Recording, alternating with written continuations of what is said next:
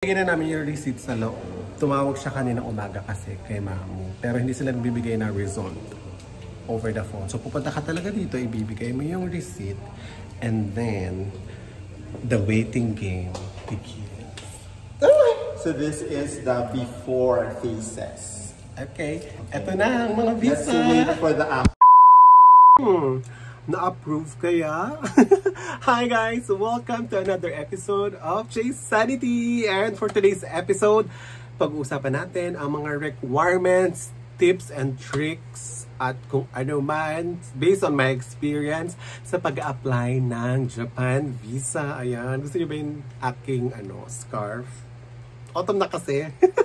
Ayan, so gigilid muna ako dito para dito natin pa-flash yung mga items, mga bagay na pag-uusapan natin sa pag-apply ng visa. So, syempre, unang-una, saan nga ba ako nag-apply? Or kami, ng mga kasama ko, nag-apply ng Japan visa. So, kami po ay nag-apply sa Rally Tours. Ayan. So, yung address po ng Rally Tours and Travel Agency, ayun yung complete name niya. So, meron sila, nag-apply kami sa Dusit Thani Hotel. Open sila from 8:30 a.m. to 4:30 p.m. from Mondays to Saturdays. So pagpasok nyo ng Dusit Thani Hotel, punta lang kayo sa elevator, 3rd floor, tapos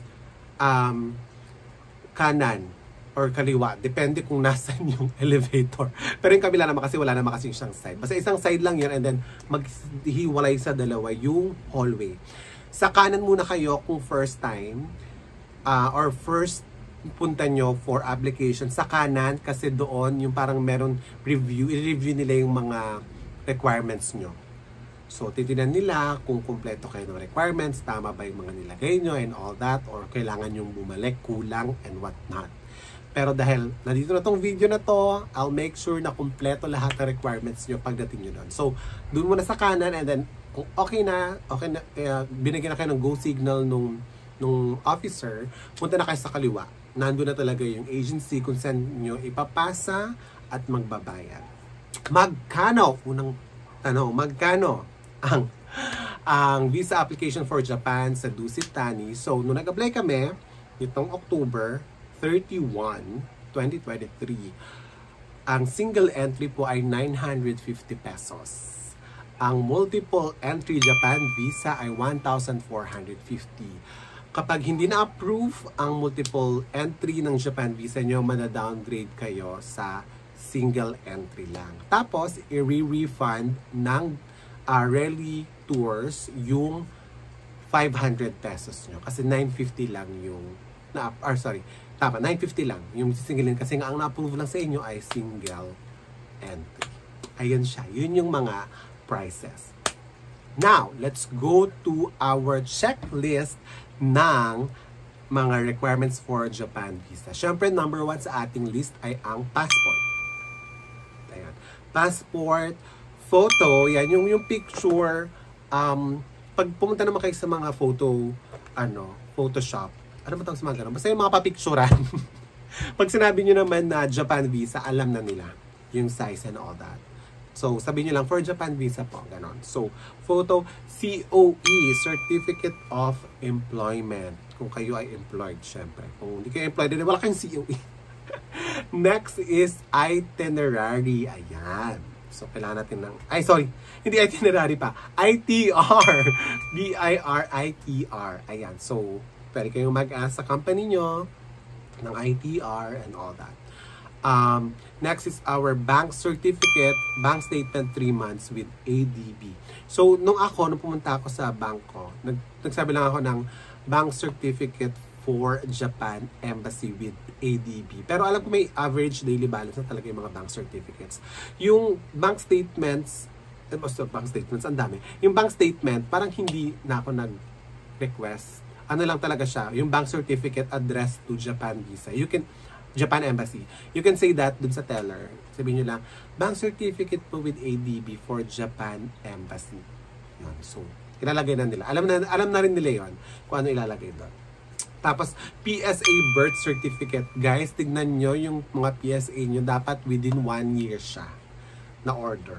So, dapat recently lang. Kung yung PSA nyo is last year pa na order, hindi na pwede yun. Dapat within 1 year lang siya. Sinasabi rin yan dun sa parang advising bago kayo mag-ano. So, make sure yung PSA birth certificate nyo ay 1 year. Kung kayo ay late registry, yung ano nyo, yung birth certificate nyo, normally 2 pages kapag late registry, kapag hindi 1 page lang. So, kapag kayo ay late registry, you will be asked for more supporting documents. Ang alam ko na inas doon sa friend ko is Form 137. So, dalawang friend ko na yon, hiningan sila ng Form 137 kasi late registry yung kanilang birth certificate. So, check nyo kapag dalawa yung pages, normally ganun ata, or basahin nyo yung birth certificate nyo, guys.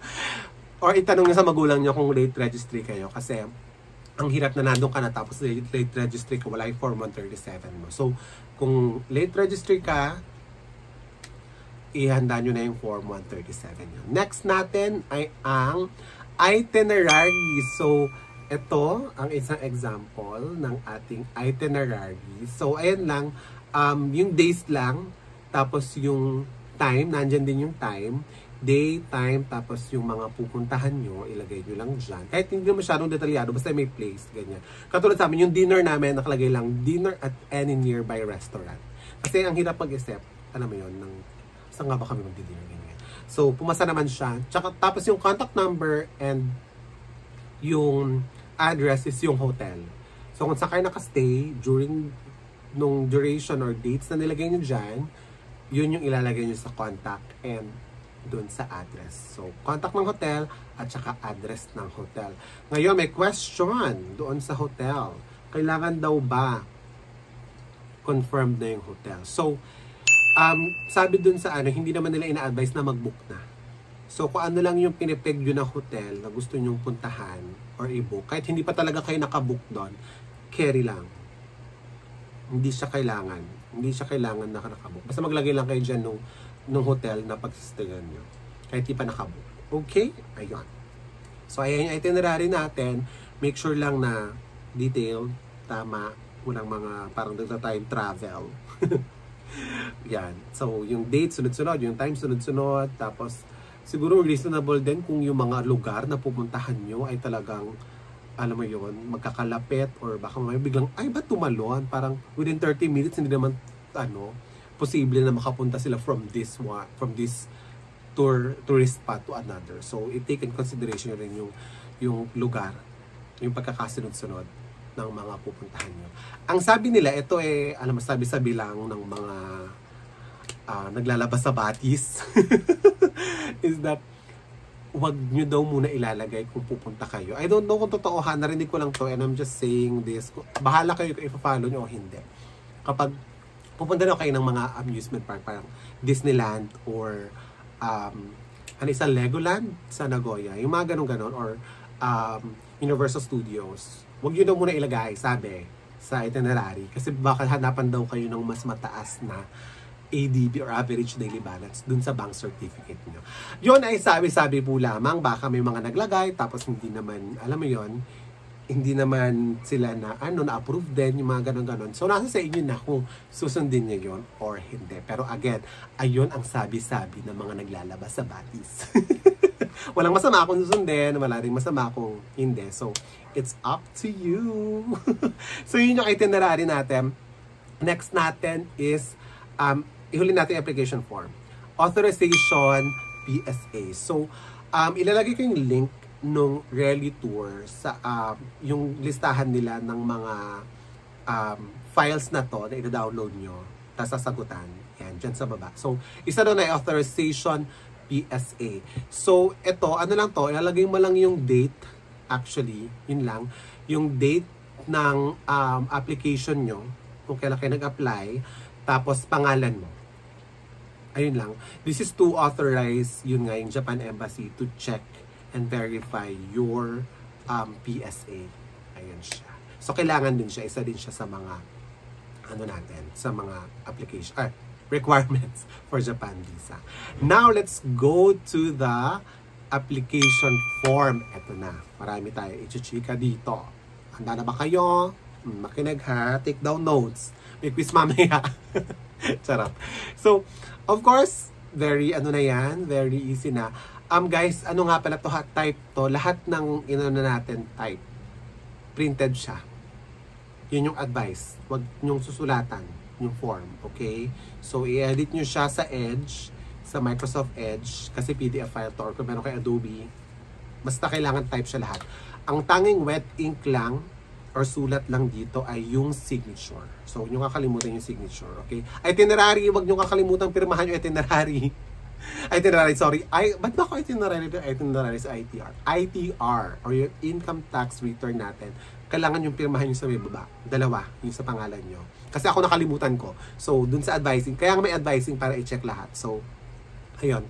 Pirmahan nyo yung pangalan nyo dalawa sa baba ng income tax return form nyo. Or 2316. Ayan, parang hindi ako nilito. 2316. So, sa application form, ayan, unang-una, syempre ang yung pangalan, last name, first name, other names, including any other names you are or have been known by. So, kung may nickname kayo, hindi nyo kailangang ilagay. Okay, ako, iba yung pangalan ko talaga na, syempre, as a trans woman, I have my government name and my trans woman name. Or kung meron man kayo na mas kilala kayo sa lugar nyo, no need to make lagay. No need to make lagay. Or hindi na kailangan pang ilagay.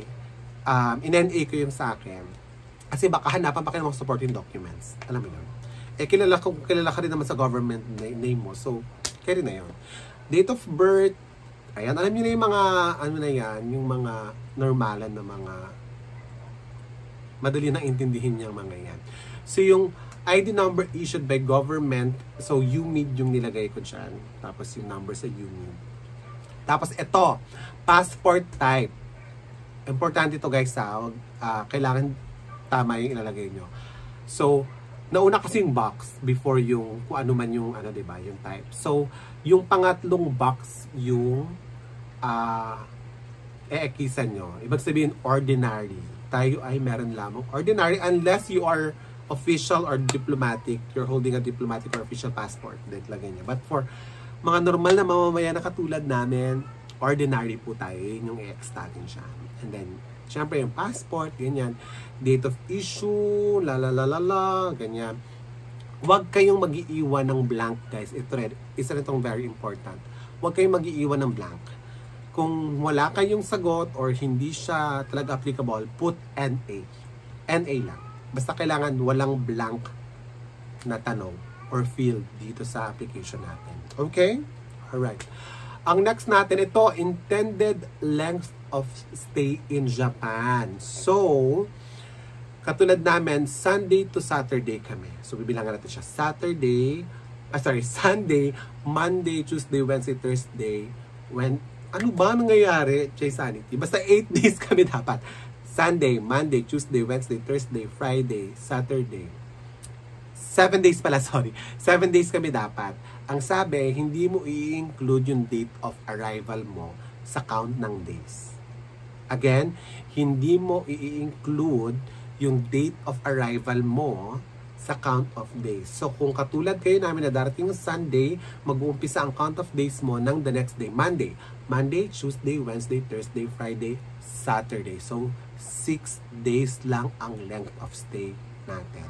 Okay? Again, hindi mo i-include ang date of arrival sa length of days. Carry. Okay, let's go. Date of arrival, syempre nandyan na. Name of ship or airline, andyan na din. So, wala siyang exact na parang, what do you call it? Hindi tinanong kung ano yung flight number. So, I guess you can apply for Japan visa without booking a flight. Kasi ayan lang, name of ship or airline. So, Cebu Pacific. Pero mo siya lagay dyan. And port of entry, andyan din. And then the next is yung ating hotel. Ayan. So, ilalagay mo rin dyan. Again, sabi nila, carry lang. Katulad kami, carry lang na hindi pa nakabook. Basta, importante nakalagay dyan kung saan mo pinaplanong magstay. Ayan siya. So, ayan. Yung name ng hotel, kung dalawa, katulad ng sa amin, ni-next line ko lang yung next na pangalan ng hotel. Tsaka yung address. At saka telephone number, pinagpatong ko lang din sila. So, patong-patong lang. Ganon. Ganun lang siya. Tapos, dates and duration of previous stays in Japan. So, kung nanggaling ka na sa Japan, kailan man yan, ilalagay mo dyan. Ilalagay mo dyan kung kailan ka huling pumunta sa Japan tsaka number of stays. So, for example, pumunta ka last April, ngayon ay November, pumunta ka last April, lagay mo dyan, April 7. Dyan. Tapos, 6 days. Again, hindi mo i-include yung date of arrival. 6 days. Ganyan. Tapos, yung address ng mga hotel or hotel mo, then telephone number, ayun. Residential address. So, ayun, nandyan siya. If you have more than one address, ilalagay mo. So, pwede magkapatong dyan. Ayan, lagay mo lang dyan. Then, the next is the name of your employer. Alam mo na yan, and all that. Ito, kung meron kang guarantor doon, or sponsor ka, yung partner mo, or parents mo ay nandoon, ayan, dito nyo ilalagay dyan. Pero kung wala naman, normalan lang tayo, katulad namin, NA natin lahat, yan. Itong part na to is yung, of course, yung sa COVID, alam niyo na yan, kung di naman nagka-COVID, nagkasakit, naoperahan, nakulong, no. Tapos itong box na to, guys, ito yung karaniwan na namamali ng iba. May box kasi siya, hindi kasi siya line, di ba? Itong box na to, huwag niyo kakalimutan lagyan ng NA kung puro no yung nasa taas niyo, ha. So, NA to.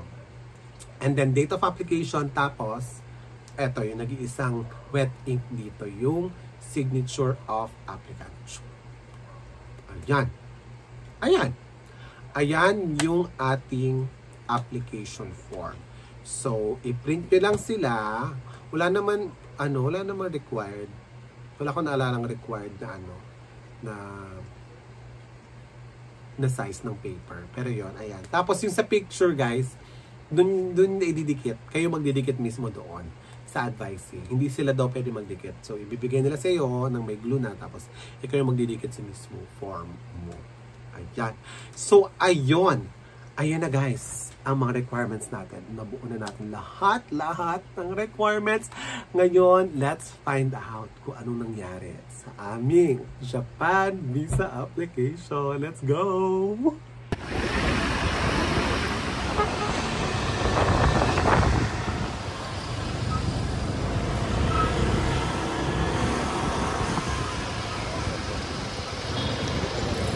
Pupuli na namin yung aming passport with visa sa Rally Tours, 3rd floor ng Dusit Thani Hotel. Okay, let's go! Ayan, no? Paglabas sa elevator, kaliwa. Tapos, ayun na yung Rally Tours and Travel. Hindi na namin yung receipt sa loob. Tumawag siya kaninang umaga kasi kay Mamu. Pero hindi sila nagbibigay na result over the phone. So, pupunta ka talaga dito, ibibigay mo yung receipt, and then, the waiting game begins. So this is the before phases. Okay. Ito na ang mga visa. Let's wait for the after. At ito na! Mga ngiting tagumpay na po. Show ka na. Show niyo yung visa niyo para malik yung information niyo. Sige. Ayan, guys. So, kuha na namin yung aming visa.